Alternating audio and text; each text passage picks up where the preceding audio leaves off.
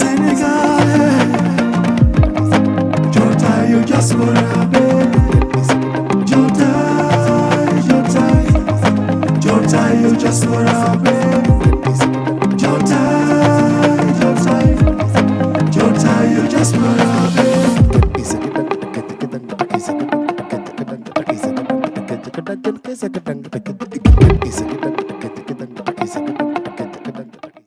xeebeelu àdduna gi ci kaw deru nit ku ñuul la ñuy waxtaanee tey mu doon sujet boo xam ni dañu soxal ñun ñi doomu nit ku ñuul rawatina doomu Afrique gi nekk ci bët saalumu Sahara ak Amérique gis nañ li xew ca Amérique mu heurté nit ñi ndax dañ ko filmer ci ndorteel bi ba ci jeexital gi ni ñu faatee doomu nit ku ñuul kooku ñu jàpp ni bu newoon tubaab loolu du mën a am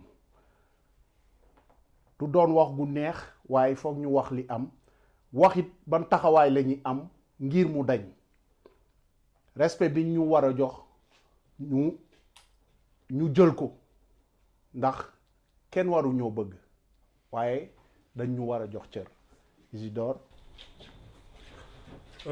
Merci Patrice ci kàddu bi man fu may tàmbalee daal mooy je vais poser des questions à toute l'assistance je pense que loolu mooy tax ñu camper débat bi lu tax ñun nit ku ñuul ñu war ñu respecter alors que ñu am benn suñu président boo xamante ne moo war a nekk suñu leadership wax benn message bu doy waar ne militaires français yi temps yu nekkoon tirailleurs yi c'était des amis des tirailleurs parce que leur donné un dessert xam nga loolu wax boobu manque de respect bu ngay joxee sa ancêtre yi déjà montre na que yow respecté wu même sa peuple respecté wu sa histoire loolu si benn naka la lañ mun ñu respecté lorsqu'à Saint-Louis trône une statue de Faidherbe boo xamante ne ñëpp xam nañu les exactions qu'il a fait au niveau de la Fapal ñaawteef donc foofu quelques exemples yu ndaw la fu may joxe pour wan ne que problématique bi du simplement racisme entre comment ça s'appelle du blanc envers le noir problématique mooy ñun nan la ñuy yëgee suñu bopp est-ce qu'on se connaît nous-mêmes est-ce qu'on est fier de ce qu'on est parce que yenn doxalin yi wanewul vraiment de la je dirais une mauvaise vision par rapport entre le blanc et le noir c'est plutôt que ñun ñoo yëgu suñu bopp parce que suñu amoon nu ñu doxalee vis-à-vis de ñeneen ñi du ñu am sañ-sañ di doxalee nu ñuy doxalee entre ñun ça c'est le premier point et pour moi le racisme il a en fait il a trois éléments trois manifestations. waa léegi dañuy jéem a tënk ci li nga wax ci pàcc bu njëkk bi maanaam njiit yi ñu jiite ñoo war a taxawaay gu ñu mën a nawee seen askan. gis nga Patrice.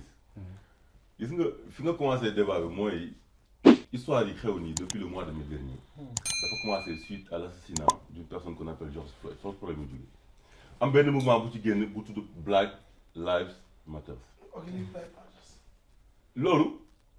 xam nga lu muy signifié mooy que ñun ñuul ñi dañu toog di wan yeneen population yi nekk ci monde bi di leen expliquer ni ñun kat dañu bëgg ngeen déglu ndax suñu dund dafay compter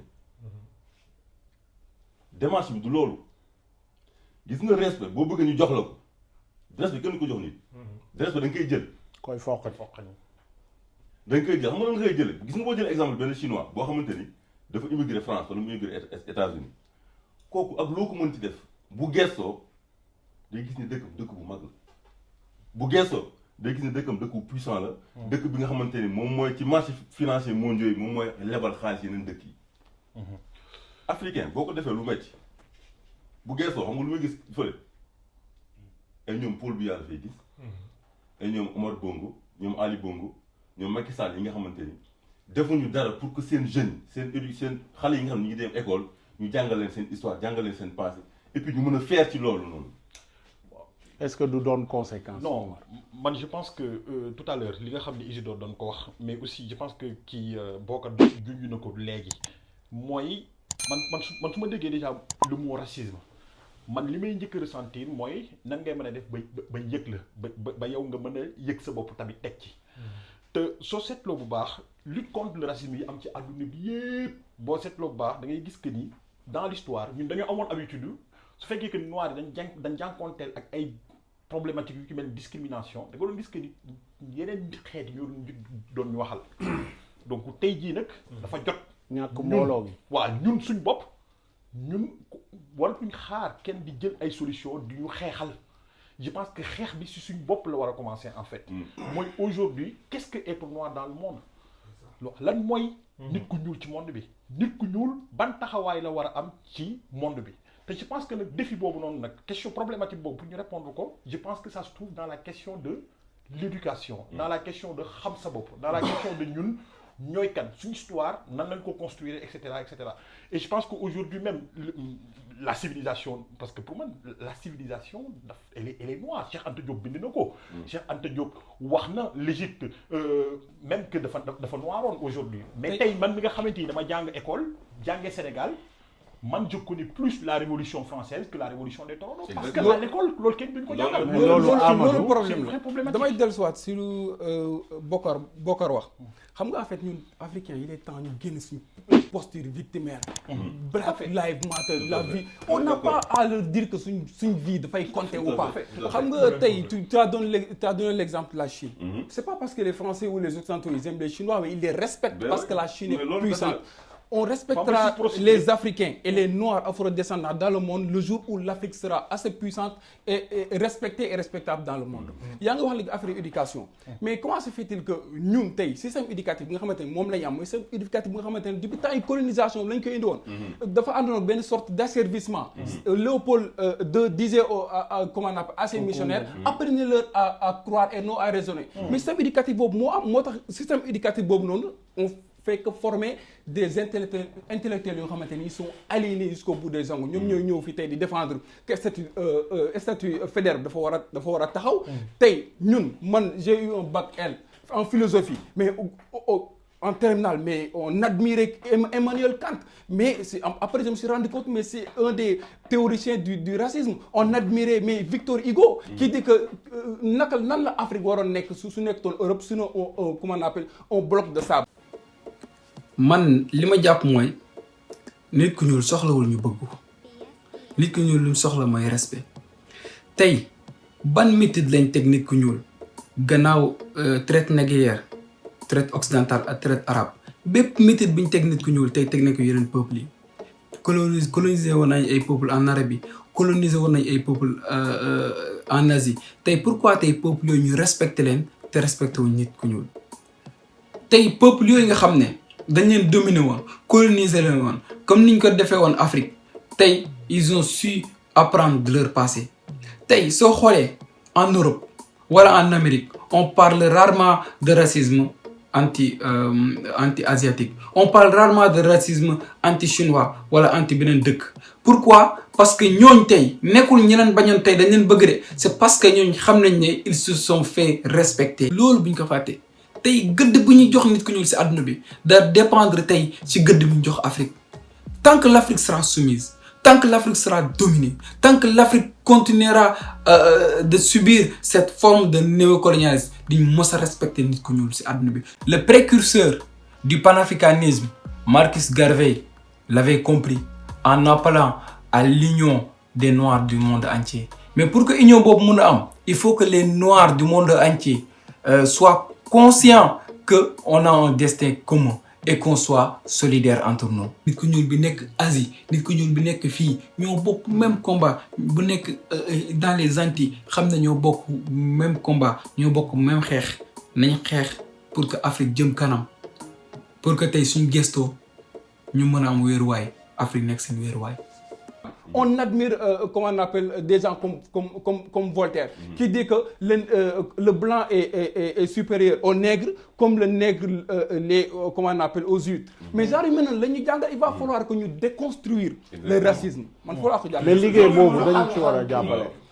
parce que yow li nga wax nii mooy racisme africain bi les juifs victimes parce que moom moo bëgg doon victime. su fekkee africain bi bëgg na moom africain force racisme am. parce que tey jii nit ki muus bu xoolee gaynde ba song ko ci doxin bi la. ñun africain bëggantewuñu. muus bu dëgër fit lay doon. voilà bëggantewuñu day lekkante suñu biir.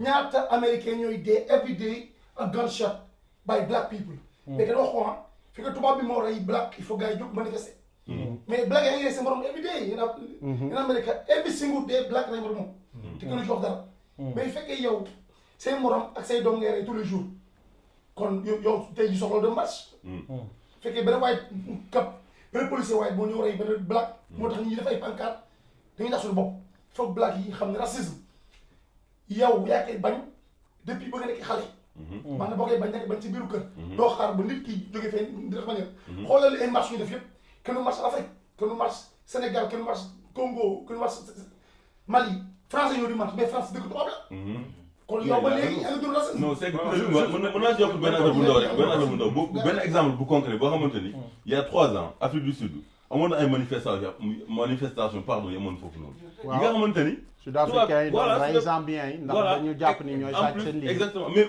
aussi que ni tubaab bi nekkoon foofu noonu aussi dañ doon bun xataal c'est-à-dire que y avait aussi des problématiques liées population blanche yi nekk Sud-Afrique mais bi affaire yi xewee Donald Trump dafa jël moom day tweeter rek dafa jël téléphone am tweeter xam nga pour wax ci problématique il a également pris son téléphone il a pris le soin d'appeler le président sud-africain pour mu jóg ci loolu xam nga loolu mooy wane ni gis nga boo représenté dara boo bëggee ñu déglu la bu dara xewee da nga ciy wax affaire bi xew problème mu leadership la donc ma yokk ci benn affaire waaw pour problème bi mu wax là manifestation racisme pour moi il y a 3 niveaux il y a le racisme en fait qui est indexé sur le passé historique maanaam yéen dañuy considérer que seen ancêtres yi ay jaam la donc vous êtes simplement la prolongation d'une histoire beneen bi mooy le racisme qui est un peu plus subtil qui est plutôt avec un langage plus paternaliste on vous donne des adjectifs bon les noirs vous êtes très bons en physique voilà c'est pas tellement méchant mais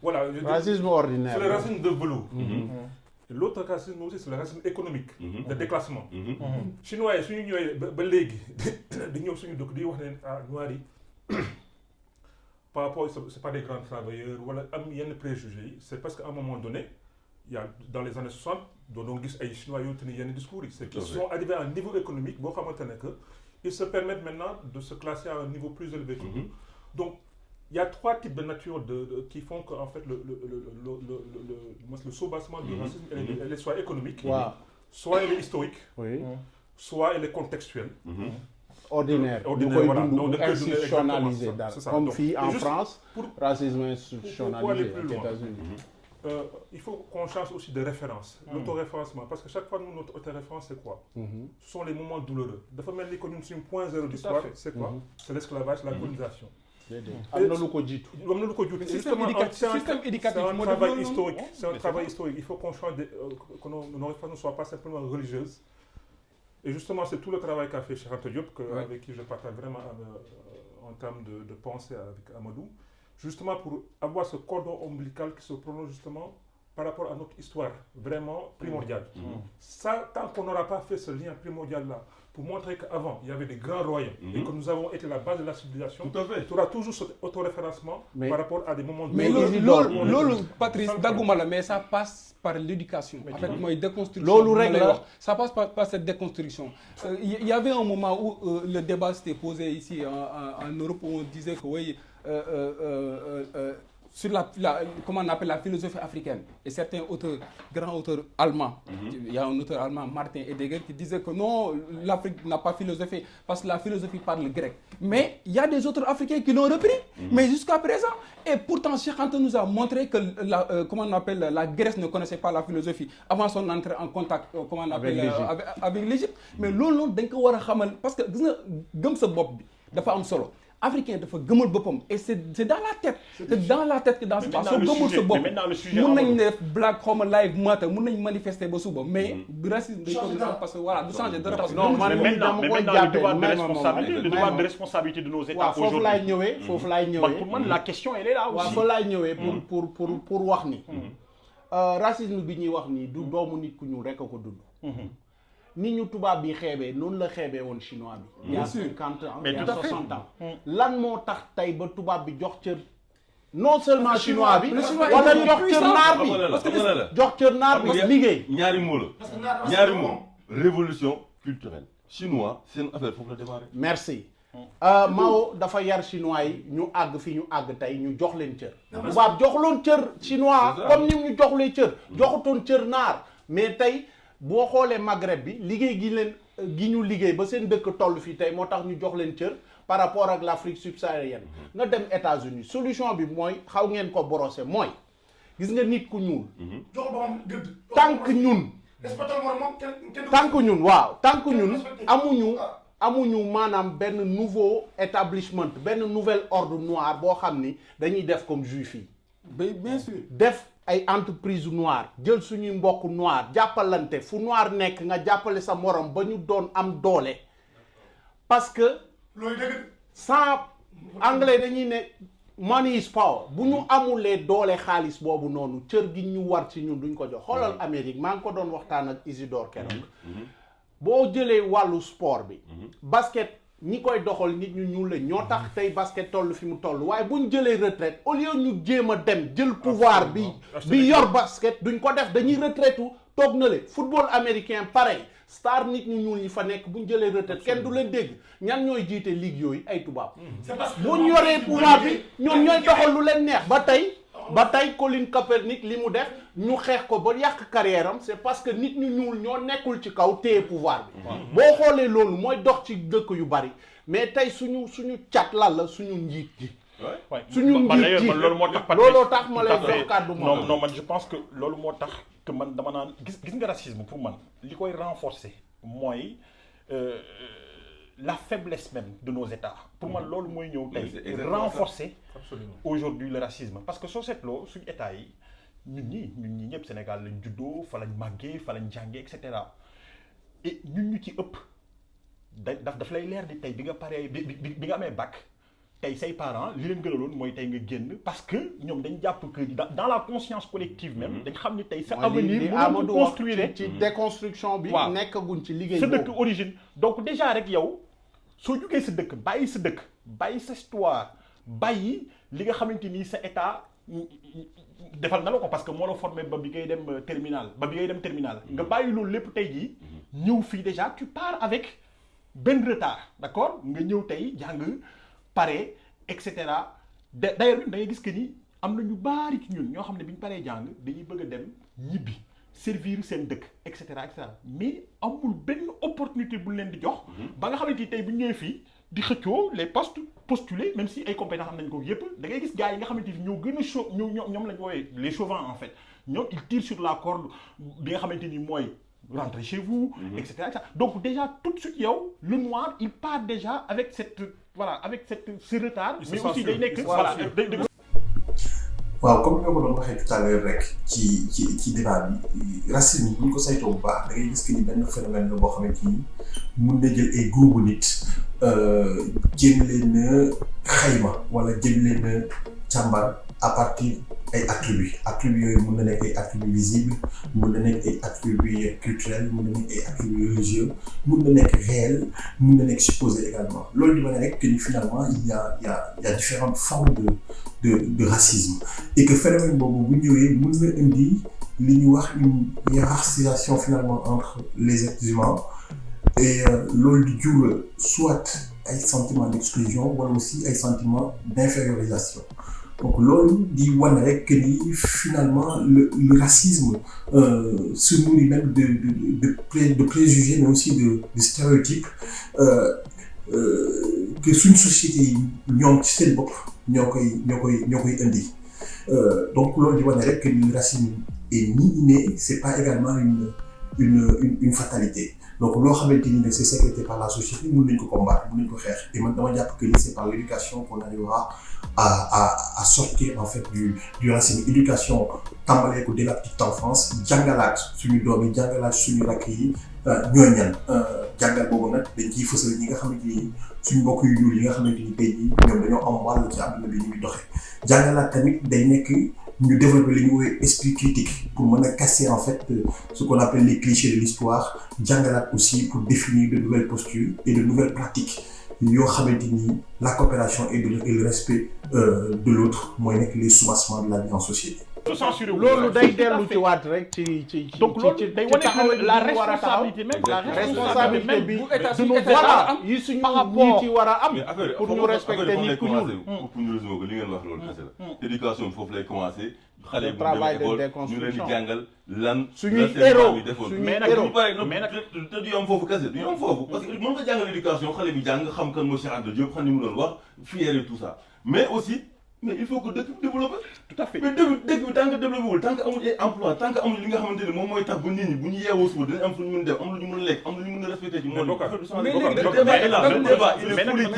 il est politique mais il est également culturel et social. économique yow léegi da nga wax léegi par exemple am na ko joxe exemple Israël mais à l'époque en 2014 bu ñu attaqué fii benn centre commercial boo xamante ne Israël ñoo ko moom mais le premier ministre Israël lan la wax tous les Français juifs ñibbi leen ça n'avait pas plu au gouvernement France parce que juif fu mu nekk si monde bi xam na ne soo amee problème war na mën a dellu Afrique mais tey les afro-descendants on va le dire oui comme Marx je suis d'accord avec Marx Garvey quand il théorise le back to Africa mais fan ngay back dem fan ngay back ñibbi déjà ñun ñi nga xamante ne bàyyi ma déggal ñun ñi nga xamante ne dañu ñëw fii jàng moo ñu tax a jóg bu ñuy jël avion di ñëw kan moo ci waxoon damay dem France pour éternellement non parce que da ngaa jàng ba pare amul ay possibilité ñu toog mais moment bi nga xamante ne fii la juddoo fi may environnement États-Unis la juddoo États-Unis environnement nga naa ko ñibbi alors que yow muy jógee immigré nanga woo ñibbi donc la base c'est l'Afrique tant que l'Afrique n'est pas développée puissant et respectée le loi ne sera respectée partout dans le monde c'est ça la vérité. am na benn affaire boo xamante ne tout à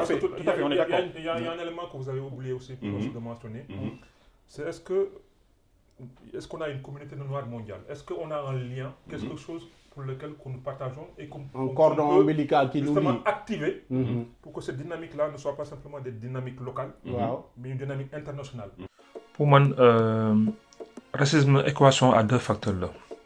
Premier facteur B, ce sont des préjugés tenaces qui sont liés à un héritage historique qui font de l'homme africain un être qui a toujours été dominé dans son histoire.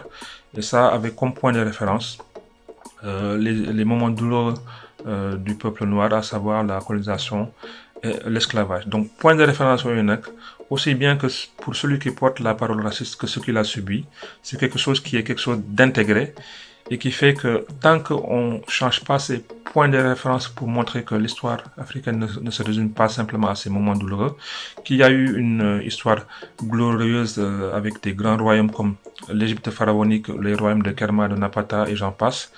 Point de référence, c'est une réhabilité où toujours on aura cette vision d'un Africain qui a été perpétuellement dominé. Et que cette domination-là, elle est légitime actuellement et elle sera légitime dans le futur. Deuxième facteur de écart en termes de développement, nous renforcer justement le sentiment de domination et de supériorité. Si on prend l'exemple de la Chine, il y a 30 ans, 40 ans, donc, entre-temps, ils se sont renforcés économiquement et militairement et ils ont réussi justement à avoir une capacité de dissuasion qui fait que nous, pays occidentaux, nous pouvons traiter, nous pouvons à condescendance vis-à-vis des pays africains, envers les Chinois parce que derrière, il y a la riposte sera virulente. Pour conclure par rapport à cela et en faire même une transition, c'est que nous, pour nous avoir capacité de dissuasion, il faut que simplement local. Il faut qu'on arrive à se fédérer, quel que soit le pays où on est. Black Lives Matter, ça a touché beaucoup de monde. Mais il faut que ce mécanisme sentimental-là soit décliné en mécanisme opérationnel qui permette justement, par rapport à des événements qui se passent, qu'il y ait une prise de conscience, mais aussi un levier qui soit activé. Ça peut être du lobby, ça peut être du boycott, ça peut être de... mais boycott n'est qu'une culture. Mais justement, c'est là parce que tant qu'on n'aura pas ce fédéralisme, des associations martiniquaises, des associations sénégalaises,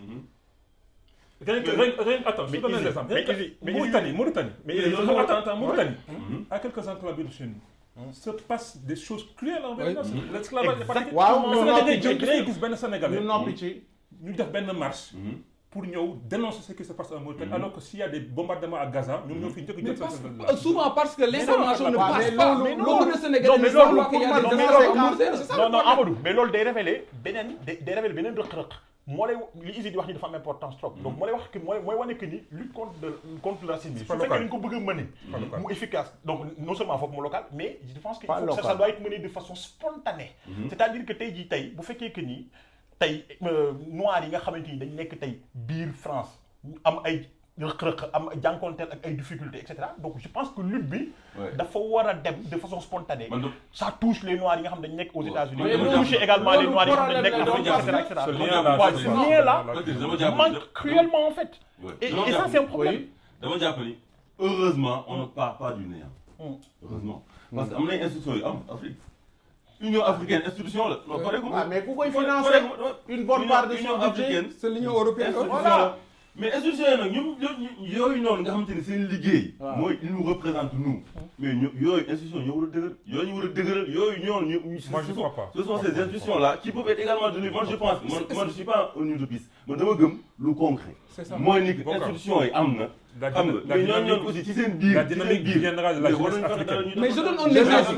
man je donne un exemple moo koy impulser. Le Mali est en train de nous le démontrer. A ou passe B. Ça viendra de là. Le Togo l'a fait à un moment donné. Burkina l'a fait. Je donne un exemple ci institution yu muy wax. xam nga la Turquie va intégrer l'Union européenne mais dañ ko tegal ay conditions yoo xamante ne mais c'est des conditions tellement drastiques que mënut a dugg. tu vois mais tey un pays comme le Maroc veut intégrer l'espace CEDEAO parce que ce que les gens ignorent l'espace CEDEAO c'est l'espace le plus dynamique de l'Afrique.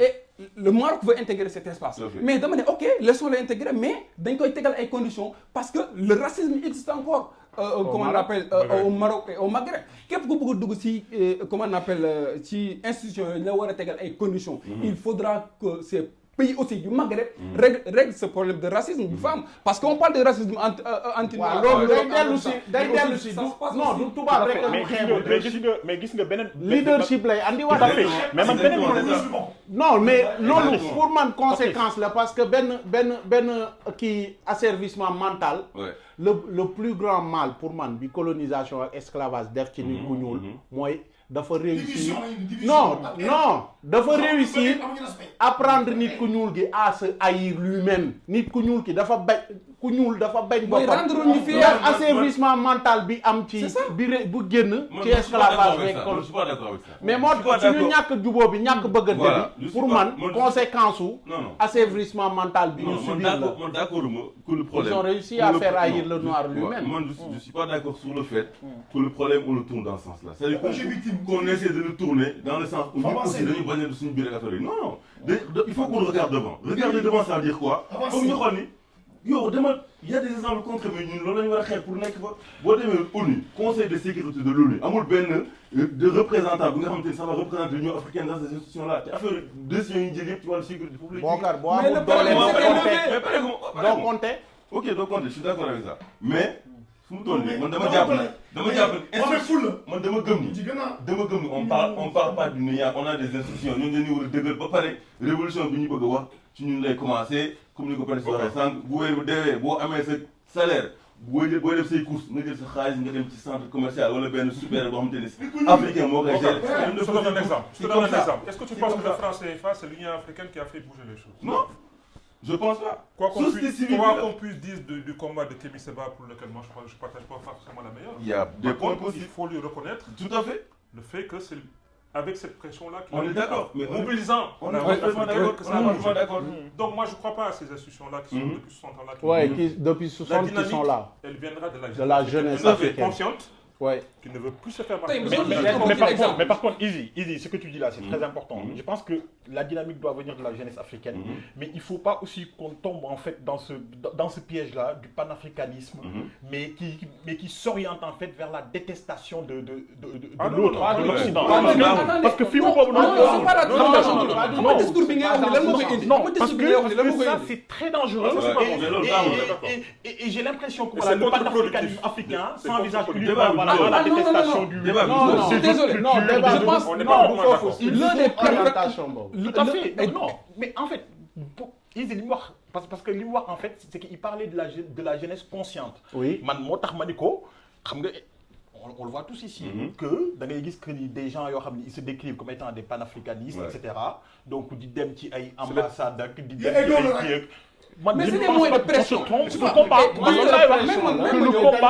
discours bi ngay wax nii discours bi ngay wax nii c'est parce que les Occidentaux ils nous disent oui parce qu'ils veulent parce que voilà fii ku fi yëkkati combat ku fi yëkkati combat noonu la bëgg ñu xaar ku fi yëkkati combat ñun la da nga raciste te mi si baa su jógee ñu da nga c'est-à-dire que tu regardes toutes les figures de la révolution africaine amul kenn ku ci théorie le racisme ba ci un passé récent Thomas Sankara quand on disait qu'il était raciste envers les blancs qu'est-ce qu'il dit il dit les peuples d'Afrique ne sont pas opposés aux peuples d'Europe parce que ceux qui oppriment l'Afrique ce sont les mêmes qui oppriment l'Europe et donc dañu gëmloo ko ñun dañaa raciste non le panafricanisme n'est pas le racisme c'est juste que voilà je dis sama pas bopp ma gën a du bañ naa il y a un autre la élément aussi il y a un autre élément les médias parce que soo leen gisee ne actuellement le français moyen ou en tout cas la population moyenne regarde beaucoup les médias.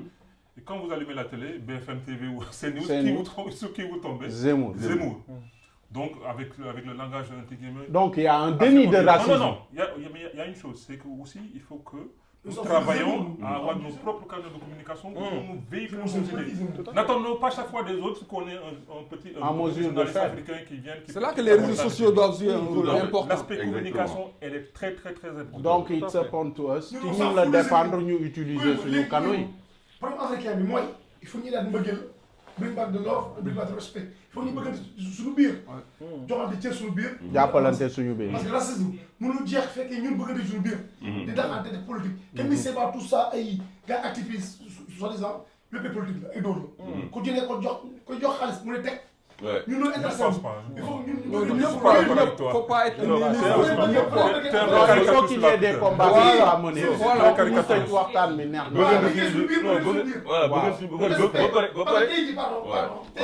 africain bu diggante entreprise africain bu ko respecté comme ni ko tubaab bi. C'est vrai. Voilà, il commence. gis nga man pour man la solution encore une fois pour man la solution elle se retrouve dans l'éducation. Aujourd'hui man waxuma par contre autocensuré wu bañ a jàngale yeneen auteurs yi bañ a jàngale ñi nga xamante ni ils ont fait le monde mais en tout cas Sénégal dañ am ay mag ñoo xam ni dañ am xam-xam dañ am ay mag yoo xam ni dañoo bëgg bàyyi fii ay mag yoo xam ni dañu am dañ expliquer suñu culture et je pense que loolu non am nañu tamit des hommes du système pour daaneel parce que man pour daaneel patron et je pense que le sujet il est là pour daaneel pour man solution bu ma dama ne Afrique soo xoolee yenn penseurs yu bëri bind nañ ko soo xoolee ñun Afrique subsaharienne naka la ñu amee suñu indépendance Afrique subsaharienne mais c'est les indépendances négociées fii Algérie moo fi xeex indépendance am ak Afrique subsaharienne le Cameroun aussi dafa xeex indépendance am et il y a un génocide qu'on ne parle pas, le génocide des Bamileke au Cameroun. Exactement. On parle de 100 000 morts, mais officiellement 800 à 1 million de morts. mais gis nga li ngay wax nii léegi loolu bu loolu amee aux Africains bu loolu amee De Gaulle daf ne nañ fexe négocier les indépendances léegi ba négocier les indépendances il y a une première étape de décolonisation c'est ce que j'appelle la décolonisation politique mais basta fa la yem il nous reste encore deux décolonisations la décolonisation mentale et la décolonisation économique loolu su ko deful et sortir du complexe d'infériorité. On est tous des États, mais on est tous dépendants. D'accord, décolonisation mentale et économique. Yow solution. Sénégal ñu suñu biir sax am racisme. Panax bi pour ñu jàppale moo gën njaago bi. waaw njaago bi gën ñu jàppale moo gën pël. buñ ko weesu wut il faut ñun ñu liggéey suñu biir njëkk. balaa ñuy accuser ñeneen ñi. parce que tubaab bu mu ñëwee Afrique. nit ku ñuul moo jël moromam. ok loolu. mais là aussi man ce discours là je l'accepte pas. non mais je l'accepte pas. non mais c'est un discours zémouriste. Non je cautionne pas ce discours. Non nañu may bokk ce sont les enfants qui vont l'entendre à la télé les Africains nous vendent seen bopp africain. Non ce discours là ça passe pas. Ça passe pas. di nga mën a développer. Ce discours là ça passe pas. Mais ça passe pas.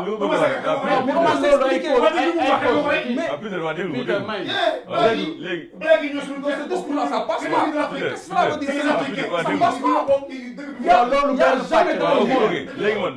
Notre pays, un continent qui a été dominé, sans que au sein du pays dominé, on a des collaborateurs. Comme France. Non. Mais comme il y a des traités en France, pourquoi on parle de collaborateurs en France? Pourquoi on parle de collaborateurs? Mais vous avez vendu xam nga discours boobu am na foo dem c'est pour atténuer l'effet de la colonisation. Vous avez vendu vos frères donc am na ci responsabilité ñoo am na ci responsabilité. non am na foo dem collabo. voilà li ma jàpp mooy en fait affaire problème ça tourne autour d'une chose quoi man pour man le mot essentiel bi nga xamante ne moom la ci lañu war a sukkandiku ci taxawaay bi ñu war a am pour xeebel bi jeex ci ñun. patriotisme bëgg sa réew bëgg sa dëkk liggéey fexe mu avance ñaari mots la patriotisme travail. d'accord merci Momar. non man su ma dégloo discussion yi et puis su ma non dégloo condensé en aussi voilà solution, tout à s'il te fait plaît. mais man je pense que la question même de la souveraineté civilisationnelle donc dafa tënk tey jii débat bi te loolu nag pour man pour ñu àgg ci mooy li ma doon wax rek tey aujourd'hui ñun suñu génération xale yi nga xamante ni dañ juddoo donc je pense que il est temps famille yi aussi l'État donc ñu jàngal suñu doom yi ñoom ñooy kan absolument et je pense que la solution elle est là loolu tax ma naan le défi il est voilà c'est un défi civilisationnel et aussi éducationnel. D'accord. Moi, déjà, la solution. solution. Il faut que l'Africain accepte de faire son diagnostic. Tout à fait. Qu'il sache qu'il se rende compte qu'en fait, qu'il traîne des séquelles post-traumatiques. Et qu'il combine tout ce qu'on a dit là, c'est la pédagogie, l'éducation, mais avec cette capacité aussi à mobiliser des mesures coercitives pour dissuader. Tout acte allant dans l'attaque à son physique. Tout à fait. Donc, dimension pédagogie, mais aussi dissuasion, d'accord. D'accord donc waxtaan bi am na solo torop neexoon na torop liñ ci mën a wax yëpp xam naa xajul ci benn émission waaye pour tënk ko xeebal gi doomu aadama yi am ci doomu nit ku ñuul li koy teggi liggéey la am doole ñu mën ñu jox cër gi ñu mérito ndax du ñun rek la ñu xeeb ci àdduna xeeboon nañu yeneen xeet waaye liggéey moo leen jox tey respect bi ñu am maanaam le Maghreb ak chinois yi ak ñeneen i xeet ñi nga xam ni jotoon nañu teg xeebel ci seen kaw ba ñu tekki ko ndax liggéey ñu ciy woo suñu njiit yi ñu jàppale ñu ci torop bëgg seen réew taxawal ngir seen réew bàyyi di sëgg ci kanam tubaab bi ak kanam beneen xeet bu mu mën ci doon am na solo torop ñu ngi leen di sant di leen gërëm di leen jox dig daje ci beneen waxtaan. You just wanna be Jota, you just wanna be Jota, you just wanna be